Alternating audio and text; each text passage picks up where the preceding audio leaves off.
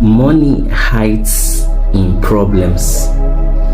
Money hides in problems. Number 2 is money hides in people. Then number 3 is money hides in products and services. El Nightingale will say that your results in life is directly proportional to your ability of solving problems. How many problems you are able to solve, the kind of problems you're able to solve will determine the kind of income, will determine the kind of life you live. Let's look at an example where, for me, how much I pay my lawyer a certain amount of money is different from how much I pay someone that comes around to cut grasses for me. These are same people, but they are solving different problems for me. My lawyer is solving a problem that is perceived to be higher in the society than what the individual that always comes to cut my grasses for me. These are two different people, and they are earning two different amounts of money. Why? Because of the problems that they are solving is different. Now, a CEO or a business owner who has built a system to enable that business function properly will earn more than someone who does not have a system in ground, maybe a sole entrepreneur that is just in a shop just doing a day-to-day selling. There is no financial system, there is no way to track what they are doing in a year, there is no software to help them. So you can see that these people are solving, they might be solving the same problem, but their result is different. What they are actually doing is different. So you can actually see that the rewards you get in life, that's why you see a doctor being paid more than another person that studied another course. Why? They are solving different problems. So your ability to identify a particular problem that can be able to serve large amounts of people will determine how much you'll be able to achieve.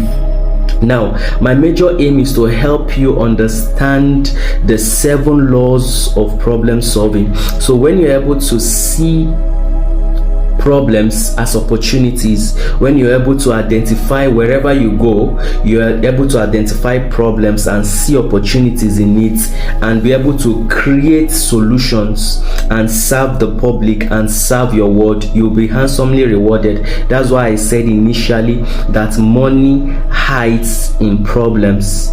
Money hides in problems. Also, money hides in people.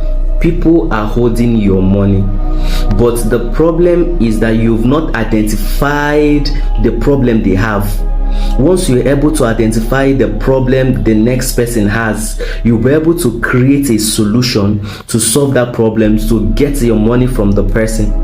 Do you understand? So that's the aim. So I'm teaching on the 7 laws of problem solving, and number 1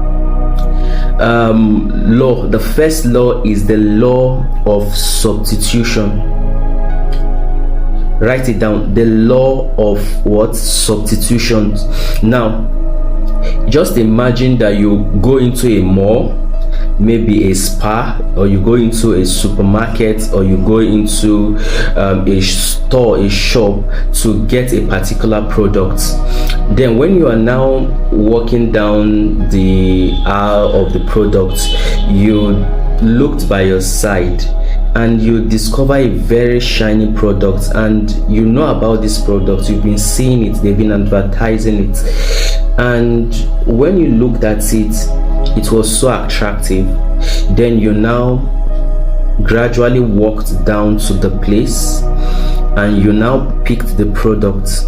When you picked the product and you brought it out and look at the price, what came into your mind was wow. Now, why did you say that wow? Now, because the product was on a high side. Maybe for you it was expensive.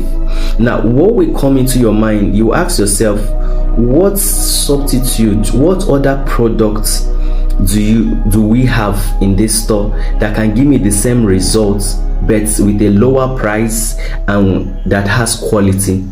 So now you are automatically looking for a substitute for that product. Now let's take an example. You go into a store to get a fizzy drink. Let's say you went there, you saw Coca-Cola, and the price on Coca-Cola was a bit higher. Then what will come into your mind, and you can't afford it at that time, you look for a substitute. Now that substitute is what? Maybe you now see a Pepsi, or you see a La Casera, any of them. So that is, someone was thinking substitution when they produced Pepsi. You know, Coca-Cola was always on ground, like it's all over the world. Now another brand came up and say, how can our customers have alternative, like a substitute to Coca-Cola? Then they brought out Pepsi, then they brought out Biggie, then they brought out La Casera, then they brought out different fizzy drinks. Now you see them. These are substitutes. Someone was thinking substitution. What can I substitute? So the major aim of this class is to help every one of you to reprogram your mind, that wherever you go now, when you sit down in your kitchen, you look around, you can actually see a particular product. This product you're looking, there is always a substitute for it.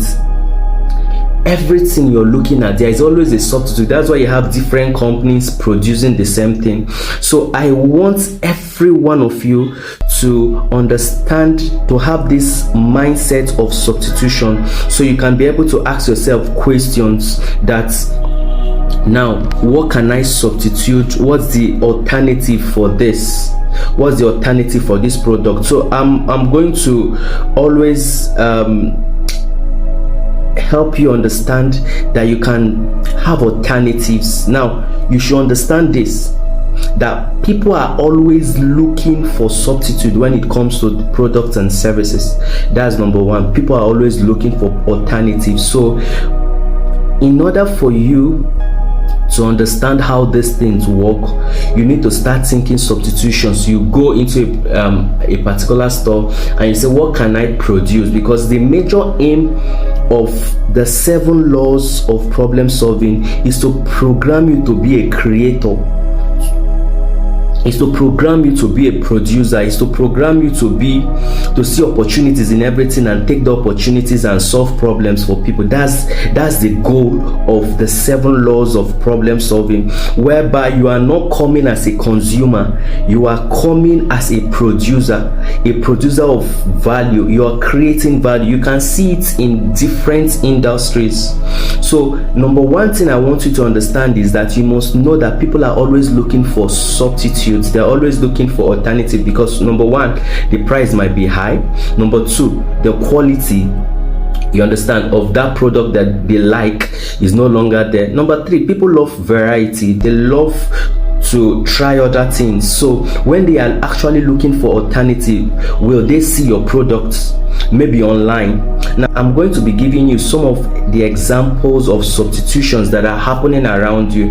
It's just a few, but I'm going to give you a few of examples that companies all over the world are applying this. So you, no matter where you are, you can actually create something. You don't have to be the one to produce it. You just have to reinvent the wheel. Everything you're seeing, it's reinvention. You can, now let's take for an example.